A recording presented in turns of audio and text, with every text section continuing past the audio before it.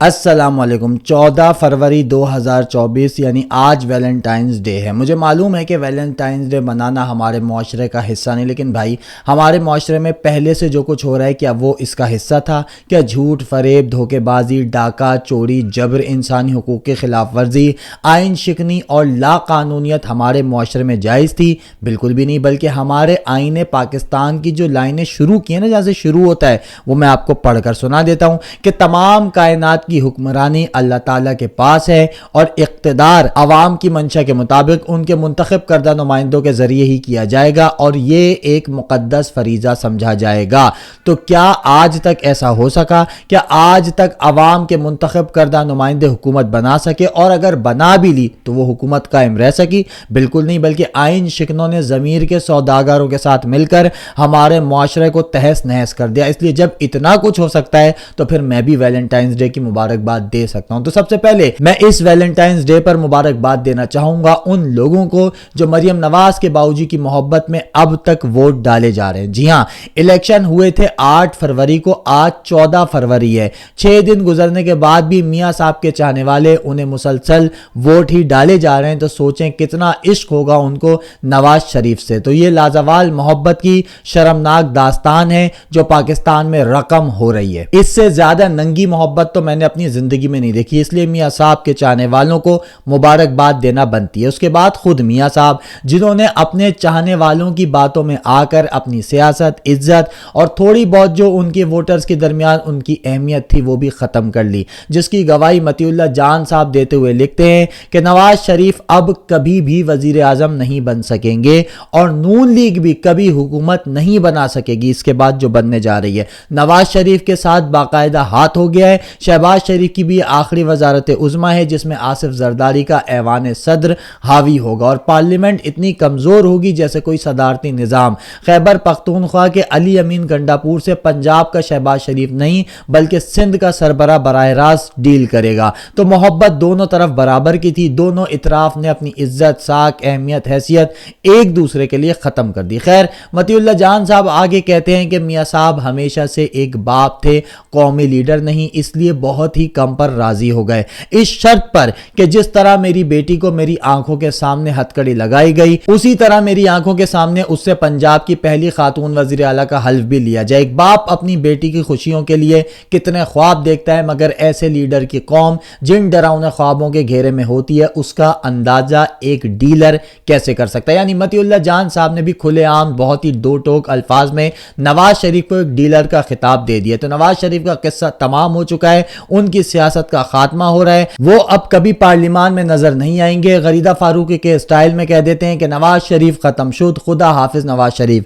خیر، ہم اپنے ٹاپک سے ہٹ رہے ہیں جو کہ تھا ویلنٹائنز ڈے۔ تو اسی ویلنٹائنز ڈے پر دوسری مبارکباد بنتی ہے شہباز شریف کو، جن کی شبانہ دوبارہ سے کل رات ہی واپس آ گئی۔ شبانہ روز محنت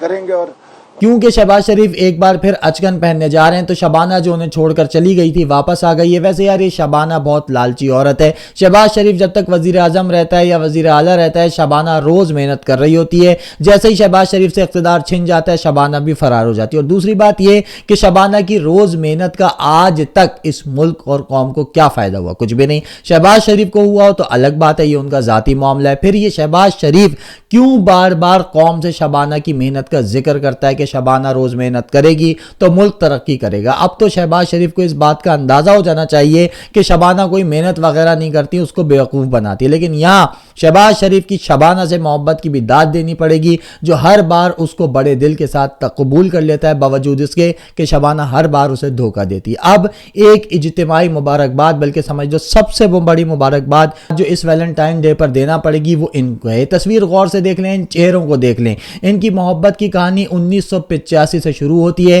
یہ تب سے ایک دوسرے سے عشق کرتے ہیں اور آج تک ایک دوسرے کے عشق میں ہی گرفتار ہیں، لیکن ان کے عشق کا صرف ایک تقاضا ہے اور وہ تقاضا اقتدار ہے۔ اگر اقتدار میں حصے لگانے ہوں، پاکستان کو بانٹنا ہو کہ کون کہاں پر کتنا کھائے گا، کون سی وزارت لے گا، کتنی مراد انجوائے کرے گا، کس کا بیٹا اور بیٹی کون سے عہدے پر ہوں گے، تو یہ سب ایک ہو جاتے ہیں۔ ویسے مجھے تو سب سے زیادہ طرز جس شخصیت پر آتا ہے وہ ہیں چودھری شجاعت حسین صاحب کہ عمر کے اس آخری حصے میں جب لوگ مسلسل کلمہ پڑھتے ہیں، اپنے گناہوں کی معافی مانگتے ہیں، ان کے ہاتھ میں تسبیح اور سر پر ٹوپی ہوتی ہے، اور چودھری شجاعت حسین پاکستانی قوم کے مفادات پر سودے بازی کے لیے اپنے گھر کو اڈا بنائے بیٹھا ہے، جہاں سارے سوداگر جمع ہوں اور قومی خزانے پر سودے بازی کریں۔ کل یہ تمام افراد چودھری شجاعت حسین کے گھر پر ہی اکٹھا ہوئے تھے۔ کیا کرنا تھا قوم جانتی تھی، سب نے مل کر وہی دہائیوں پرانی سودے بازی کی۔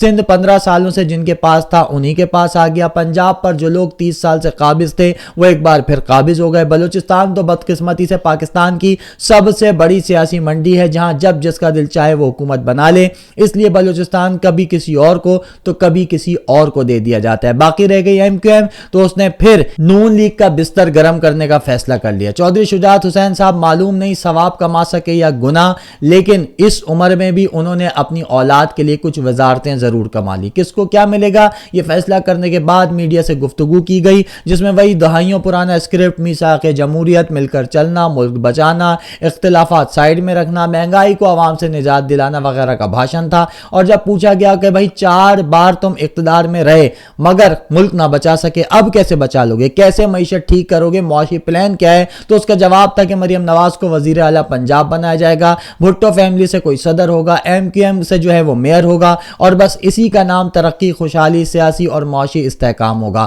2024 آ گیا، 3 سے 4 نسلیں جوان ہو گئیں، لیکن یہ نظام، یہ چہرے، یہ بیانیے، یہ جھوٹے وعدے کچھ نہیں بدلا۔ اس سے پہلے جو حکومت میں تھے وہ اپنی اولادوں کو لے آئے، صرف اتنی تبدیلی آئی ہے، باقی قوم وہی بدحال ہے، قرضے ویسے ہی ہیں، غربت، بے روزگاری، احساس محرومی، جمہوریت اور اخلاقی تباہی آج بھی اسی طرح ہیں جیسے ماضی میں تھی۔ تو ان خاندانوں کا یہ سفر عشق ابھی جاری ہے، اور اس وقت تک جاری رہے گا جب تک کہ استعمال ہوتے رہیں گے، جب تک عوام ان کو خود پر مسلط ہونے دیتے رہیں گے۔ لیکن ہاں، یہاں ایک تبدیلی جو میں بھول گیا، اس کا ذکر کرنا لازمی ہے، بتانا بنتی ہے۔ اس تصویر سے دہائیوں بعد ایک شخصیت مائنس ہو گئی ہے، جس کا نام ہے فضل الرحمان، کیونکہ فضل الرحمان کی سیاسی جماعت کا مکمل صفایا ہو چکا ہے۔ فضل الرحمان نے اپنی سیاسی جماعت کو خاندان اور خواہشات کی بھینٹ چڑھا دیا ہے، اس لیے کے پی میں جتنے بھاری مارجن کے ساتھ تحریک انصاف جیتی ہے، ممکن ہی نہیں کہ وہ مینڈیٹ چرا کر فضل الرحمان کو دے دیا جائے۔ تو فضل الرحمان بھی نواز شریف کی طرح قصہ پارینہ بنتا ہوا دکھائی دے رہا ہے،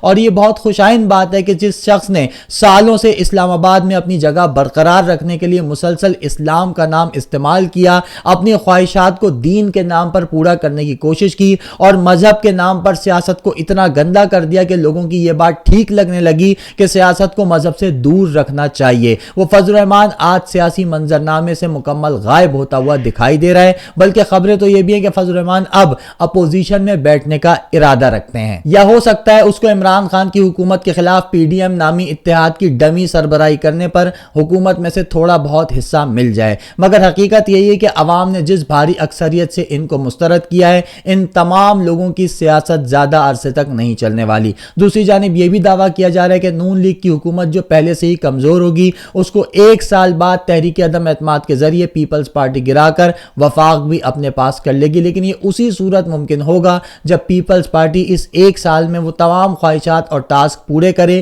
جن کی اس سے توقع کی جا رہی ہے۔ آخر میں عمران خان پر میں زیادہ بات نہیں کروں گا، کیونکہ مجھ سے زیادہ بہتر بات جو کی ہے وہ امیر عباس نے کی ہے، جن کا کلپ میں آپ کو دکھاؤں گا۔ صرف اتنا بتا دوں کہ اس نے علی امین گنڈاپور صاحب کو وزیر اعلیٰ کے پی نامزد کر دیا۔ ویسے مجھے کے پی والوں پر رشک آتا ہے کہ جن پٹھانوں کی معصومیت پر ان کو بے وقوف قرار دے کر لطیفے بنائے جاتے تھے، ایسا تاثر دیا جاتا تھا جیسے پٹھان کے پاس عقل نہیں، اسی پٹھان نے ایک بار پھر یہ ثابت کیا کہ وہ نہ صرف سب سے زیادہ دانشمند ہے بلکہ بااصول اور بہادر بھی۔ سب سے زیادہ باشعور کے پی کے عوام ہیں، جنہوں نے نہ صرف خاندانی سیاست کو دفن کر دیا بلکہ اپنے ووٹ کی حفاظت بھی ایسے کی کہ کسی کی ہمت نہیں ہوئی کہ وہاں نتائج تبدیل کر سکے۔ آخر میں وہی امیر عباس صاحب کی ایک بات جو میں آپ سے کہہ رہا تھا وہ سنتے جائیے۔ پاکستان کی اتنی ذلت، پاکستان کی اتنی رسوائی، پاکستان کے لیے اتنی بے شرمی، پاکستان کے اوپر اتنے تمانچے نہیں مارے گئے جتنے اس الیکشن میں مارے۔ 30 گھنٹے کے اندر اتنی ٹویٹس آئی ہیں، اتنی خبریں آئی ہیں دنیا بھر سے۔ امریکہ کے سینیٹرز، امریکہ کے ہاؤس آف ریپریزنٹیٹو کے اراکین، کانگریس کے اراکین اور سینیٹرز، وہ 1 گھنٹے میں 4-4 5-5 ٹویٹس کر رہے ہیں۔ وہ چیر پھاڑ کے رکھ رہے ہیں پاکستان کے الیکشن۔ اتنا ہم نہیں بول رہے جتنا دنیا بول رہی ہے۔ یہ ہے عمران خان کی سچائی۔ وہ چپ بیٹھا ہے، یوں وہ جیل میں یوں بیٹھا ہوگا آرام سے۔ آج دنیا اس کے لیے بول رہی ہے۔ یہ دنیا کا واحد یہ دنیا کا، یہ اس دور حاضر کا واحد سیاستدان ہوگا، واحد مظلوم ہوگا جو اپنے لیے تو بول ہی نہیں پا رہا جس کے لیے دنیا بول رہی ہے۔ سب سے پہلے انڈین میڈیا، برکھا دت، بہت بڑا نام ہے انڈیا کی صحافت کا، پاکستان میں سارے صحافی جو صحافی ہیں اس کو جانتے ہیں۔ برکھا دت نے سب سے پہلے جیسے ہی الیکشن دھاندلی شروع ہوئی 5 بجے کے بعد، برکھا دت نے چیر پھاڑ کے رکھ دیا۔ اسکائی نیوز رپورٹ کر رہا ہے، الیکشن کمیشن کے سیل سے کھڑا ہو کے اسکائی نیوز رپورٹ کر کے کہہ رہا ہے کہ پاکستان کی فوج کے بارے میں کہا جا رہا ہے کہ وہ نواز شریف کو اقتدار میں لانا چاہتی ہے۔ اور میں آپ کو یہ بھی بتا دوں، خدا کی قسم، شام 5 بجے 8 فروری سے لے کر اگلے 14 گھنٹے میں جتنا دنیا نے میری فوج کا نام لے کر، اس ملک کی فوج، میری فوج جو میری عزت ہے، جو میرے ملک کی سلامتی کے ساتھ، اس فوج کا نام لے کر 14 گھنٹے میں جتنا ہمیں ذلیل کیا ہے، اتنا شاید پچھلے 14 سال میں پاکستانی فوج کا نام انٹرنیشنل میڈیا میں اور سوشل میڈیا پر نہیں آیا ہوگا جتنا پہلے 14 گھنٹے میں لیا۔ یہ ہے نتیجہ، یہ ہے ہم نے حاصل کیا، یہ ہے ہماری کامیابی، یہ ہے ہماری فتح۔ اس کو نواز شریف بالکونی پہ چڑھ کے do you love me, I love you too, یہ لیڈر ہے۔ جلسہ کیسے شروع کرتا ہے، اسپیچ کیسے شروع کرتا ہے Nawaz Sharif, do you love me, I love you too, یہ ہے اس کا ویژن۔ بالکونی میں کھڑو کے تقریر ہو رہی ہے، اپنے اداروں کو، اپنی ریاست کو نواز شریف تمہاری وجہ سے آج میری فوج تمہاری وجہ سے ذلت اٹھا رہی ہے، یا اس کے اوپر بیشنگ ہو رہی ہے۔ کیوں ہو رہی ہے؟ میرے لیے دکھ کی بات ہے، مجھے تو خوشی نہیں ہے اس بات کی۔ میں تو فخر نہیں کر رہا ہوں کہ میری فوج ہو، میری پولیس ہو، میرا الیکشن کمیشن کی بھی میں آپ کو کہانی سناؤں، سنیے گا بات۔ ان سب کو دنیا برا بھلا، مجھے تو خوشی نہیں ہوتی، میرے لیے تو یہ تکلیف اور کنسرن کا معاملہ۔ رشیا ٹوڈے نے، رشیا کا سب سے بڑا میڈیا ہاؤس RT نے جانتے ہیں کیا خبر لگائی ہے؟ RT نے خبر لگائی، headline, Imran ousted but not defeated, تم عمران خان کو نکال سکتے ہو، شکست نہیں دے سکتے، تم عمران کو اقتدار سے نکال سکتے ہو، ہرا نہیں سکتے۔ یہ میرے الفاظ نہیں ہے، یہ رشیا ٹوڈے کے الفاظ ہیں۔ BBC خبر پہ خبر لگا رہا، کوئی آپ اٹھا لیں میڈیا دنیا کا۔ الجزیرہ نے کل رات، الجزیرہ انگلش نے کل رات کہا ہے کہ دنیا کے کئی ملک پاکستان کے دھاندلی زدہ الیکشن پر چیخ اٹھے ہیں، اور اس ملک میں کچھ بے شرم لوگ ابھی بھی کہہ رہے ہیں میاں صاحب تو 140 سیٹیں لے رہے تھے، دھاندلی نواز شریف کے ساتھ ہی، اور کچھ بے شرم لوگ 2018 کی دھاندلی کے ساتھ کمپیریزن کر رہے ہیں۔ میں اسی شہر کے کراچی میں موجود تھا 2018، میں نے اپنی آنکھوں سے وہ الیکشن بھی دیکھا تھا، میں نے یہ الیکشن بھی دیکھا۔ ہاں اس وقت بھی کچھ چیزیں غلط ہوئی تھی، لیکن یہ کام نہیں تھا۔ میرے خیال سے مجھے اب کچھ کہنے کی ضرورت نہیں، امیر عباس نے ساری بات ہی تمام کر دی۔ اسی کے ساتھ اگلی ویڈیو تک مجھے اجازت دیجیے، اللہ حافظ۔